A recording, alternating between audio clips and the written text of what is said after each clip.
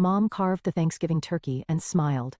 Thanks to your miscarriage, our family line remains pure. Relatives burst into laughter as my sister patted her son's head. One real grandchild ice enough, don't you think? I set down my fork and stood up silently. But none of them knew this would be their last family gathering. I took a sip of coffee while gazing at the frost-covered garden outside my window. The temperature had dropped suddenly, announcing the arrival of winter in Minnesota. In our garden, situated in Eden Prairie's upscale neighborhood, autumn leaves still lingered. The frost on the fallen leaves sparkled in the morning sun. Another Thanksgiving season had arrived. My career as a senior accountant at a major accounting firm was going well. My marriage to David was stable, and I had no complaints about living in this town. Only my relationship with my mother remained delicately strained. Amy, are you ready? David called from behind me. When I turned around, my husband was already dressed in his suit and holding his travel suitcase. He had been steadily building his career as an IT company executive. He was a gentle soul, understanding of my work and always supportive and ideal husband. Yes, I'm fine. Don't worry, I answered with a smile. David would miss this year's Thanksgiving due to an important business meeting. It was a crucial business trip that could determine the success of his company's new project. Did you tell your mother? Yes, but she wasn't happy about it. She said, I can't believe you're putting work before Thanksgiving. I mimicked my mother Martha's words. As an influential member of the First Presbyterian Church, she wielded considerable power. She managed the church's charitable activities and social events. Reigning as a central figure in the community, for Mother, Thanksgiving meant more than just a family gathering. It was a perfect opportunity to showcase her perfect family to the local community. Mother often used the phrase, pure bloodline. It was probably her way of expressing pride in being part of a prestigious family that had been rooted in this land for generations.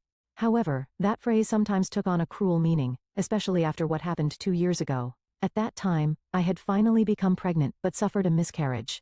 After that, Mother's attitude subtly changed. While she remained outwardly affectionate, there were times when I caught glimpses of what seemed like relief in her expression. Meanwhile, her doting on my sister Linda's son Tommy grew more intense by the day.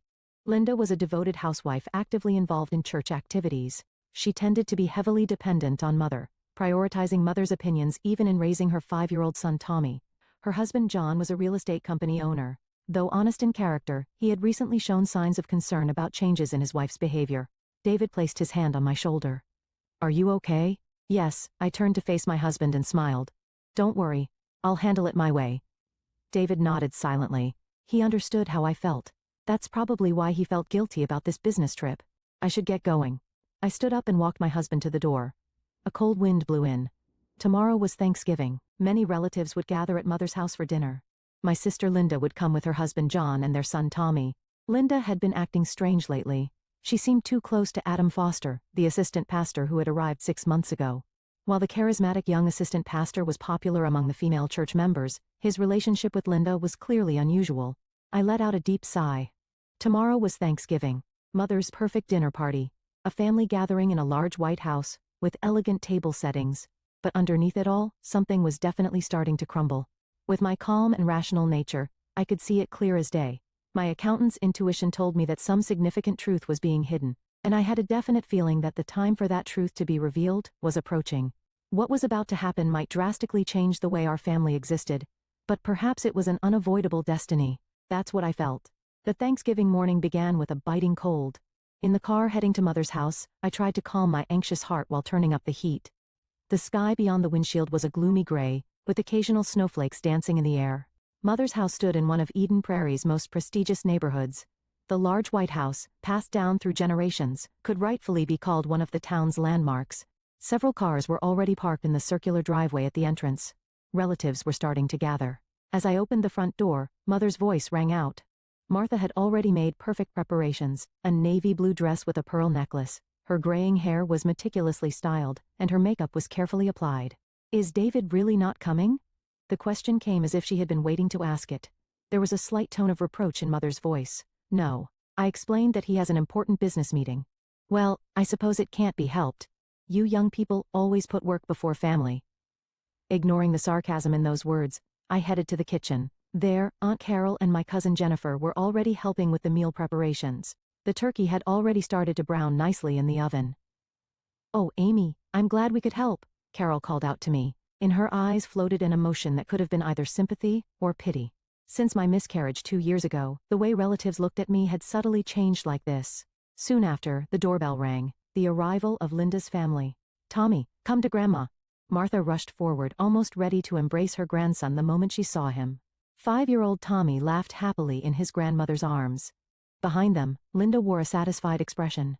Her husband John looked somewhat uneasy and glanced briefly at me. While waiting for dinner preparations to be completed, the usual small talk unfolded in the living room. Church activities, neighborhood gossip, children's school stories. But to me the conversation sounded strangely hollow. In particular, I noticed that Linda was avoiding any mention of the new assistant pastor. "Well, dinner is ready," Mother's voice echoed through the living room, and everyone began moving to the dining room. The table was set with expensive Lenox china, and candles flickered in silver candlesticks. In the center sat the turkey, gleaming golden brown. "Let us pray." Everyone sat down, folded their hands and bowed their heads. Martha began reciting the prayer. Her voice was filled with its usual dignity and confidence. "And we thank you for all the blessings bestowed upon us. Amen." After the prayer, the serving of food began. Martha took up the large silver knife that had been passed down through generations, and began carving the turkey. Her movements revealed years of experience.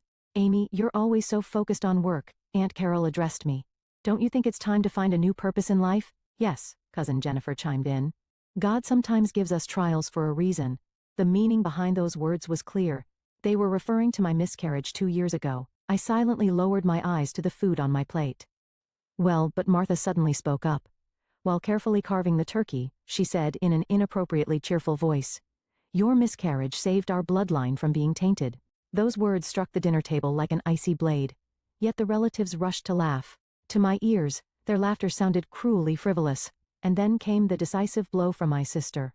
Linda, gently stroking her son's head, said with a broad smile, "After all, a real grandchild is all we need." There was a moment when time seemed to stop. I slowly put down my fork and quietly stood up from my chair. All eyes around the table turned to me at once. "Amy?" There was a slight tremor in Mother's voice. "Please excuse me for a moment," I announced this calmly but firmly, and left the dining room. Behind me, after a moment of silence, confused sounds began to emerge. I stood before the large window in the living room, looking outside. The light snow had turned into proper snowfall without my noticing. White snowflakes were slowly dancing down through the darkness.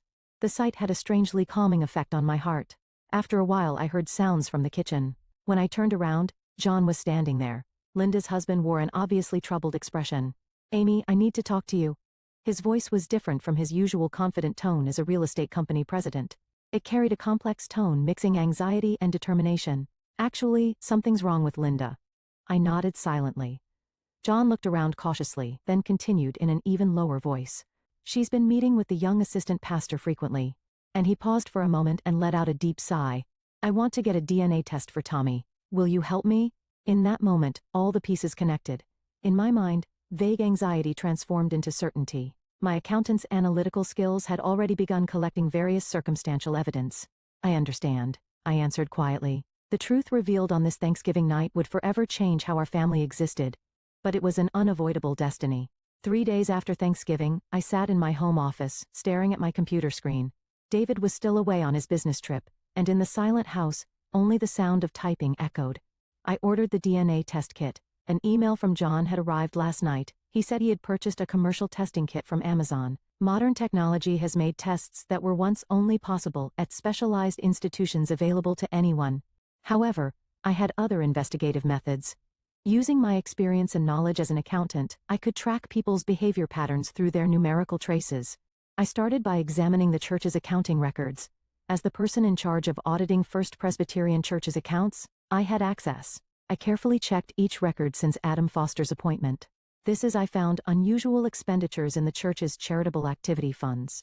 Every month, a fixed amount was being transferred to a specific account. While the amount wasn't large, its regularity was suspicious. "Amy, what are you investigating?" At the sudden voice, I quickly closed the screen. When I turned around, Mother was standing in the doorway of my study. "Just work, Mother. Preparing for the church audit." "I see." Mother showed an expression of acceptance, but doubt remained in her eyes. "Your behavior at Thanksgiving dinner was truly disrespectful." "Mother, your comment was." "Think about the family's reputation," Mother interrupted me. "Especially now that Linda is about to take on an important position." "Important position?" Yes, Assistant Pastor Adam has recommended Linda to be the youth department head. I couldn't help but frown at those words. Youth department head. That was a position with significant influence in the church. But why Linda?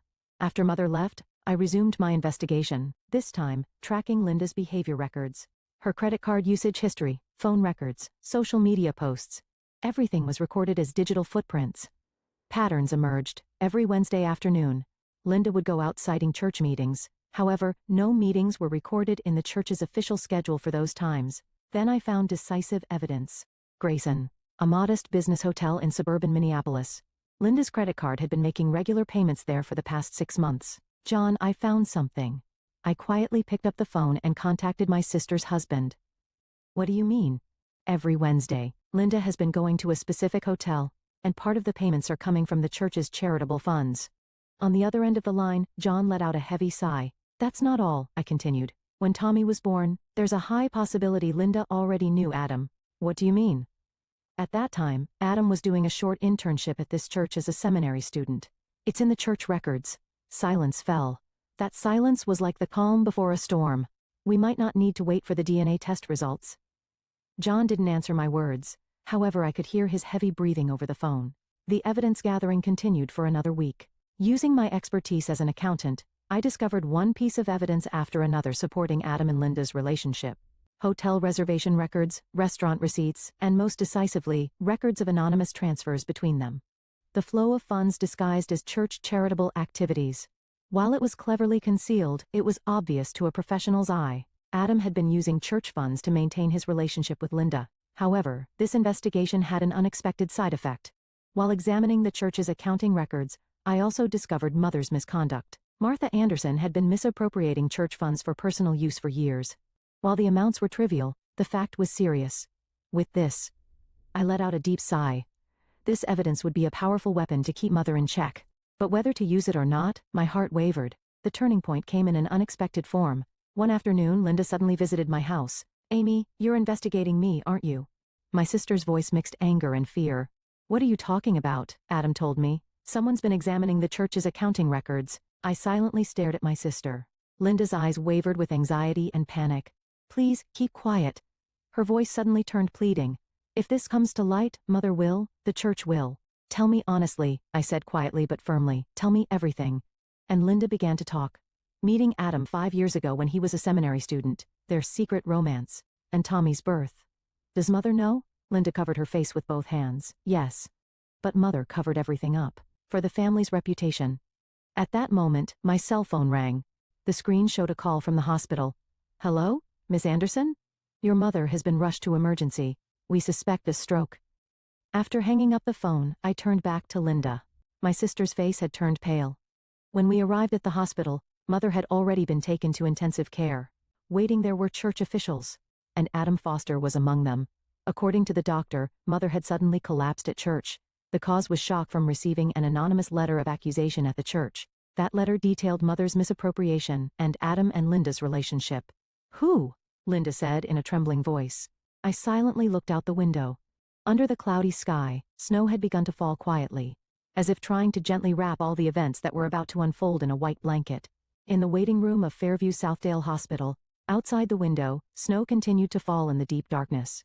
From the intensive care unit, the regular sound of machines occasionally leaked through. Her condition is stable. While receiving the doctor's explanation, I tried to maintain my composure. Mother's stroke was fortunately caught early. However, the possibility of after effects couldn't be ruled out. Let's have a family meeting, Linda said in a trembling voice. In the waiting room were Linda, John, David who had rushed back, and me. Adam had already left, urged by church officials. Before that, John opened his mouth heavily. The DNA test results are in. I held my breath.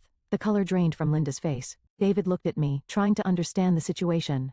Tommy, John choked on his words. He's not my child. Silence dominated the room. That silence pressed down on our shoulders like heavy lead. Linda. I turned quietly to my sister. Tell us everything. About Mother, about Adam. My sister remained motionless, covering her face with both hands, but eventually she lowered her hands and looked at us with red eyes. 5 years ago, Linda's confession began. When Adam came to the church as a seminary student, her story progressed in fragments, as if unloading a long-carried burden. Meeting Adam when he was a seminary student. Secret rendezvous. The panic when pregnancy was discovered. And Mother's decision to rush Linda's marriage to John. Mother knew everything? David couldn't help but interject. Yes. Linda nodded slightly. Mother covered everything up to protect the family's reputation. She even paid Adam hush money. Using church funds? My voice involuntarily turned cold. Linda silently nodded. Her confession perfectly matched my investigation results. Mother's misuse of church funds. Hush money to Adam. Everything was a strategy to protect family reputation. What were you planning? John's voice trembled with anger. How long were you going to continue this lie? Linda stammered. Mother, reputation. Just then, we heard noise from the nurse's station. When we turned around, Mother's bed was being returned to her room. While consciousness had returned, right side paralysis remained. You can visit now, the nurse announced. But please don't excite her. We visited Mother's hospital room one by one. When I entered last, Mother weakly opened her eyes. Amy. Mother's voice had lost its former authority. In my bag. I picked up Mother's handbag. Inside were the church's bankbook and a notebook recording transactions with Adam. Burn everything. I can't, I answered quietly but firmly. Let's put an end to all the secrets. That evening the church's board of elders was urgently convened. Adam Foster's inappropriate relationship and suspicions of church fund misappropriation were officially addressed as agenda items. The results were as expected. Adam was immediately dismissed. Mother's position in the church was effectively stripped. Linda was essentially banished from the church community. The news spread surprisingly fast. Local papers covered this incident extensively as a church scandal. Scandal rocks prestigious church. The truth behind the elder family. Headlines after headlines sliced through our lives. A week later, we had a family discussion about Mother's care. A nursing home would be most appropriate, suggested the medical social worker. Linda strongly objected. You're planning to abandon Mother, even now? Face reality, I answered calmly. Mother needs professional care. And I paused for a moment. This decision is for all of us. Eventually, it was decided that Mother would enter Amy. Mother stopped me on discharge day. Her right side paralysis hadn't fully recovered yet. You might have been right.